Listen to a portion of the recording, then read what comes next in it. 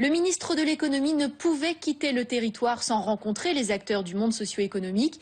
Commerce, tourisme, entrepreneuriat, chacun avec ses revendications, récoltées par Renaud Terrazzoni et Flore Vigneron. Emmanuel Macron à la rencontre des acteurs économiques, des interlocuteurs préoccupés par la situation en Guyane. Pour le MEDEF, malgré les 3% de croissance par an, nous reculons. Nous avons donc une problématique en Guyane qui est celle de la croissance démographique où nous devons créer énormément d'emplois. Nous avons 25 000 salariés en Guyane, côté secteur privé. Nous devons créer 4 000 emplois par an. Si on faisait la même chose en France, qui a 24 millions de salariés, nous devrions créer en France 4 millions d'emplois par an. Le petit déjeuner ministériel a été l'occasion d'un florilège de problématiques.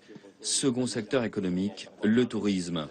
Le problème des visas pour nos voisins brésiliens, surtout qu'on a une compagnie aérienne qui arrive, donc on souhaite avoir les visas touristiques comme l'ont eu tous les autres DOM, et d'autre part lever le frein d'obligation fièvre jaune, qui est un frein majeur, parce qu'on perd 25% de nos clients à cause de ça, et c'est un frein pour tout le monde. Je veux dire, les invités du centre spatial ne peuvent pas venir au dernier moment, les VIP, à cause de cette problématique, qui est ce qui stigmatise la Guyane d'une façon absurde.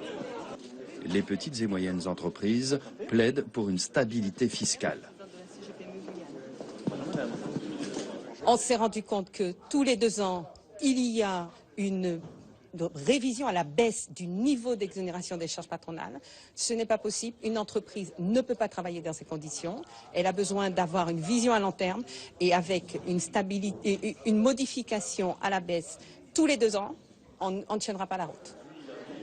Réseau Entreprendre Guyane cherche à garder le fonds d'aide aux entreprises.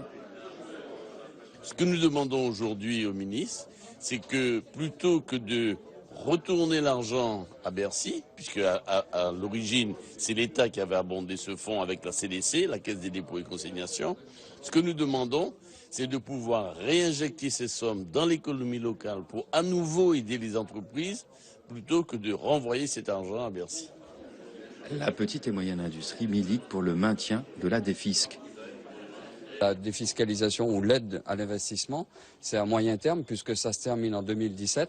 Or, c'est un outil fiscal extrêmement important pour les entreprises parce que ça permet de lever des fonds pour pouvoir investir. Et demain, si on n'avait plus cet outil, ce serait grave pour l'investissement dans les entreprises guyanaises et en particulier l'industrie. Les petites entreprises de Guyane se cachent pour mourir, selon les mots de sa présidente. Il faut surtout partir d'une réalité et de constat qu'il n'y a pas d'accompagnement financier aujourd'hui pour ces entreprises, qu'elles ont du mal à accéder à l'outillage, à un local, puisque les locaux sont très chers en Guyane, qu'elles ont du mal à accéder à la commande publique. La Chambre de commerce réclame de pouvoir traiter la partie administrative qui incombe au tribunal mixte de commerce, complètement engorgé. Ce qui nous choque énormément, d'ailleurs nous avons fait référence à Monsieur le ministre, c'est le fait que la Martinique, la Guadeloupe et la Réunion ont été retenues comme pour gérer à titre expérimental, c'est le RCS et que nous, la Guyane, qui étions porteurs, qui avons initié en 2012 ces problématiques, nous avons été purement et simplement écartés.